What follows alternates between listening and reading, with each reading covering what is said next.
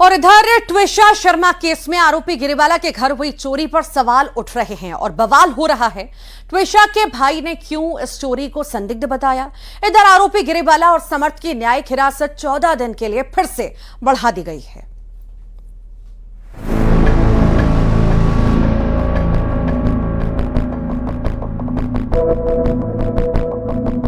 Twisha death mystery, सच कब आएगा सामने। गिरिबाला समर्थ की बढ़ाई गई न्यायिक हिरासत। घर में चोरी, गिरिबाला ने जताई नाराजगी। चोरी पर ट्विशा के भाई के संगीन इल्जाम। गिरिबाला के घर चोरी, राज क्या। ट्विशा की डेथ मिस्ट्री का राज अब तक नहीं खुला है। आखिर ट्विशा के साथ हुआ क्या था। सीन रिक्रिएशन कराया गया। आरोपी रिटायर्ड जज, ट्विशा की सास गिरिबाला और ट्विशा के पति आरोपी समर्थ जेल में हैं। लेकिन इस केस में गिरिबाला के घर हुई चोरी पर बवाल और सवाल उठ रहे हैं। पहले ट्विशा के भाई हर्षित शर्मा का संगीन इल्जाम सुनिए, जो इस चोरी को संदिग्ध बता रहे हैं। एक लाइसेंसी रिवॉल्वर रखी होती है, उसको उठाते हैं। सामान के तौर पे देखा जाए तो एक लाइसेंसी रिवॉल्वर और चांदी का ग्लास सहित कुछ अन्य कीमती सामान को उठाकर अपने बैग में रखकर निकलने को होते हैं करीब 5 बजे के 4:45 के आसपास। तभी वहां से सुबह सुबह गश्त पर निकली जो है कटारा पुलिस की चार्ली टीम यहां पर गश्त दे रही होती है। इल्जाम यह भी कि चोरी की थ्योरी में अलग अलग बात है। आखिर इससे किसे फायदा होगा, ये सवाल भी। उनके वकीलों की तरफ से पूरी सुनवाई में सिर्फ एक ही उनका एजेंडा था, जो कल जो चोरी हुई है उनके घर में, उस चोरी को हाईलाइट करना कि भाई वो चोरी क्यों हुई है और हमें अब गिरिबाला चाहिए बाहर और इधर तो some orders to be pass to the police, जिसमें पता पड़े कि भाई वो because she is the owner of the house और उनको पता है कि वो ज्वेलरी कौन सी है, क्या दस्तावेज गायब हुए हैं, सिर्फ ओनली शी कैन आइडेंटिफाई। दरअसल भोपाल के कटारा हिल्स में रिटायर्ड जज गिरिबाला के घर चोरों ने धावा बोल दिया था। चोरों ने घर में सेंधमारी की। कैसे दाखिल हुए चोर, रात के वक्त घर में एंट्री की, एक बार फिर सुनिए। किसी पे उंगली नहीं उठा रहे हैं, बट जो फैक्ट्स आए, अगर आप वो फैक्ट्स सामने से खुद देखें, any person who is looking at these facts, जो वो सामने खुद कोर्ट में प्रोड्यूस कर रहे हैं, दे आर सो डूबियस। उनकी तरफ से ये इनपुट से कि सुबह 2:05 या 10 मिनट के आसपास ये चोर घर में एंटर हुए हैं और कुछ चोर एंटर हुए हैं ग्राउंड फ्लोर पे, उनके मामा जी जो हैं वो सो रहे हैं। उन्होंने एक पहले वुडन अलमीरा तोड़ी है, उसके बाद एक मेटल की अलमीरा तोड़ी है। अलमीरा तोड़ने पर कोई आवाज़ नहीं आती है क्या? ग्राउंड फ्लोर पे किसी को पता नहीं पड़ेगा? वो उनके हिसाब से सुबह 6 बजे उनको पता पड़ता है कि चोरी हो गई है और फिर उन्होंने आगे की कार्रवाई उसमें की है। ताला तोड़ा और गिरिबाला के कमरे में गए। अब सवाल है, आखिर क्या क्या सामान चोरी किया गया। क्या कोई ऐसा दस्तावेज जो इस केस में अहम है, या फिर ऐसा कीमती सामान। लेकिन इस कहानी में उस वक्त ट्विस्ट आ गया जब सुबह चोरी के बाद चोर भागने की फिराक में थे। लेकिन तभी 3 संदिग्ध चोरों पर पुलिस की नजर पड़ी और जब संदिग्धों की चेकिंग हो रही थी तो 2 चोर भाग खड़े हुए, लेकिन एक चोर पुलिस के हाथ लग गया। उस चोर के साथ हाथापाई हुई, लेकिन ये चोर भाग निकला। ये कहना है पुलिस का। अभी तक ये नहीं पता है कि कितने इसमें चोर इन्वॉल्व हैं। इनिशियली एसीपी ने बोला है कि 3 चोर इन्वॉल्व हैं, 1 फरार हो चुके हैं, 2 पकड़े जा चुके हैं और जो सीजर का सामान था वो नहीं हुआ है। उसके बाद हर बार अलग अलग स्टेटमेंट आ रहे हैं। Even the commissioner is not aware. इधर ट्विशा के भाई का इल्जाम कि जब घर में गिरिबाला के परिवार से एक शख्स मौजूद थे तो उन्हें कैसे पता नहीं चला चोरी हुई है। क्या इस केस में कोई राज है? क्या कारण दस्तावेजों के नाम पे कुछ एविडेंस गायब करना है, जो एविडेंस उनको इनिशियली गिरिबाला को लगता था कि सिर्फ समर्थ पे ट्रायल चलेगा और उनके ऊपर नहीं चलेगा। इधर आरोपी गिरिबाला ने घर में चोरी पर नाराजगी जताई है। वहीं सीबीआई ने आवेदन देकर समर्थ सिंह के लैपटॉप का पासवर्ड और वॉइस सैंपलिंग करने की एप्लीकेशन दी है। ट्विशा केस में गिरिबाला और समर्थ की न्यायिक हिरासत 14 दिन फिर बढ़ाई गई है। भोपाल से शिवकांत आचार्य की रिपोर्ट, न्यूज़ 18 मध्य प्रदेश। बहुत बहुत स्वागत है आपका। आप देख रहे हैं एमपी अब तक का बुलेटिन। मैं हूं आपके साथ ऋतु ज्ञानवानी और सबसे पहले बात एमपी कांग्रेस की, जिसमें अंदरूनी घमासान लगातार जारी है। भोपाल में कांग्रेस की पॉलिटिकल अफेयर कमेटी यानी कि पीएसी की एक हाई प्रोफाइल ऑनलाइन बैठक हुई।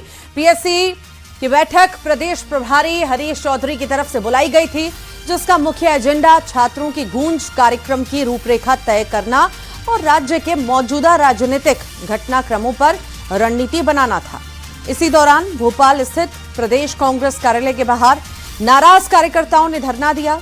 रतलाम से पैदल यात्रा कर पहुंचे इन कार्यकर्ताओं का आरोप है, संगठन में आम कार्यकर्ताओं की कोई सुनवाई नहीं और गुटबाजी हावी है। बाद में नाराज कार्यकर्ताओं ने धरना दिया। ये प्रदर्शन पार्टी से 6 साल के निष्कासन के विरोध में किया गया। बताया जा रहा है कल शाम प्रदर्शनकारी पीसीसी चीफ जीतू पटवारी से भी मिले थे, लेकिन उनकी समझाइश के बाद भी आंदोलन वापस नहीं लिया गया।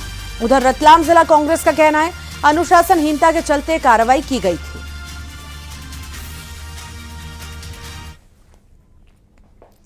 और वीर भारत न्यास मामले पर आमने सामने आने के बाद आज पीसीसी चीफ जीतू पटवारी और पूर्व मुख्यमंत्री दिग्विजय सिंह ने संयुक्त रूप से प्रेस कॉन्फ्रेंस की। जीतू पटवारी ने जहां कई मुद्दों पर सरकार को घेरा, तो वहीं पूर्व सीएम दिग्विजय सिंह ने कहा कि कांग्रेस एक है। उन्होंने कहा जीतू पटवारी और दिग्विजय सिंह में विवाद का भ्रम फैलाया जा रहा है। दिग्विजय ने कहा कि पटवारी मेरे बेटे जैसे हैं। दलाल शब्द का इस्तेमाल पटवारी के लिए नहीं किया। मेरा आग्रह ये है कि आप देखो, ईमानदारी से सर्च करो, जितने ट्रस्ट 1 रुपए में दिए जाते हैं, कितने भी करोड़ की संपत्ति 1 रुपए में लीज दी जाती है, वो सब आरएसएस बीजेपी के क्यों होते हैं? भ्रम फैलाया जा रहा है कि जीतू पटवारी जी और दिग्विजय सिंह में अंदर कोई विवाद है। ये मेरे पुत्र समान है और मुझे 50 साल से ज़्यादा कांग्रेस पार्टी में हो गए हैं। प्रदेश कांग्रेस कमेटी के अध्यक्ष तो क्या, किसी और कांग्रेस के नेता के खिलाफ भी मैं दलाल शब्द उपयोग नहीं कर सकता। जिस दलाल के बारे में बात की है वो पत्रकार है जिसने ये बात छापी थी। नवीन व्यावसायिक शिक्षा प्रशिक्षक महासंघ के बैनर तले व्यावसायिक शिक्षकों का धरना राजधानी भोपाल में दूसरे दिन भी जारी है। मंगलवार को व्यावसायिक शिक्षक डीपीआई पहुंचे, लेकिन अधिकारियों और पुलिस की सूचना के बाद सभी को फिट इंडिया पार्क में डिटेन कर दिया गया। इसके बाद सभी व्यावसायिक शिक्षक आंदोलन पर बैठ गए। व्यावसायिक शिक्षकों का कहना है कि जब तक उन्हें उनकी मांगों पर जो है लिखित आश्वासन नहीं मिल जाता, उनका राजधानी भोपाल में अनिश्चितकालीन धरना जारी रहेगा।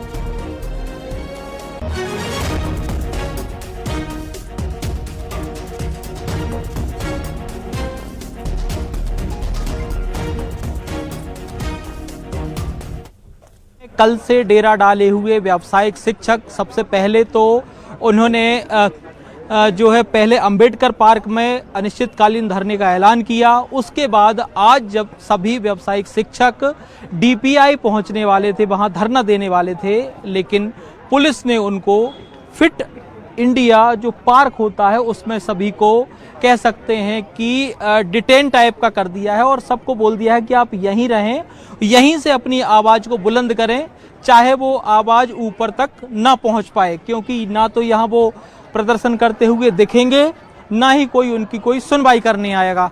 लेकिन जितने भी करीब 6000 से ज़्यादा व्यावसायिक शिक्षक हैं वो अब आर पार की लड़ाई के मूड में हैं और यहीं पर पिछले 2 दिन से डटे हुए हैं।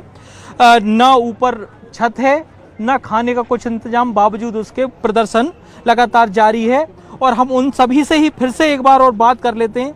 सर, कल भी हम आपके साथ थे, हमने देखा आपने अपनी सारी मांगें भी बताई और अपने पिछले 10 साल का संघर्ष भी बताया। आपको लग रहा है कि अब आप जो लड़ाई में उतर चुके हो उसको अंजाम तक पहुंचा पाओगे? जी बिल्कुल सर, अंजाम तक पहुंचेगी लड़ाई यदि अंजाम तक नहीं पहुंचेगी तो ये लड़ाई बढ़ेगी, तो इसको अंजाम तक तो पहुंचना ही होगा। उज्जैन को औद्योगिक विकास की दिशा में एक और बड़ी सौगात मिली है। विक्रम उद्योगपुरी में देश के दूसरे पेप्सिको फ्लेवर कंसंट्रेट प्लांट का शुभारंभ हो गया है। मुख्यमंत्री डॉक्टर मोहन यादव ने वर्चुअली इसका लोकार्पण किया। यह संयंत्र आधुनिक तकनीक और उच्च स्तरीय ऑटोमेशन से लैस है।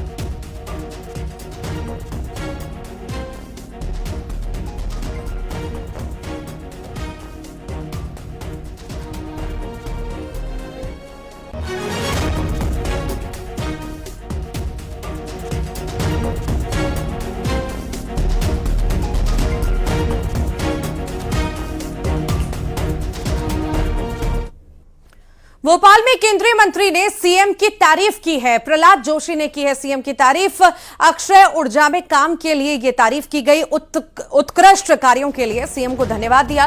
खुद के रिकॉर्ड तोड़ रहे सीएम, नवकरणीय ऊर्जा में उत्कृष्ट कार्य हुआ है। ओवरऑल रिकॉर्ड के ऊपर रिकॉर्ड मोहन यादव जी के सरकार अपने रिकॉर्ड ही तोड़ के आगे बढ़ रहे हैं। They are breaking their own records and marching ahead. तो ओवरऑल रिन्यूएबल एनर्जी में काम जो माननीय मोदी जी के मार्गदर्शन में नेतृत्व में हुआ है, उसके लिए एक दिशा दिया है माननीय मुख्यमंत्री श्री मोहन यादव जी। तो इसलिए मैं उनको धन्यवाद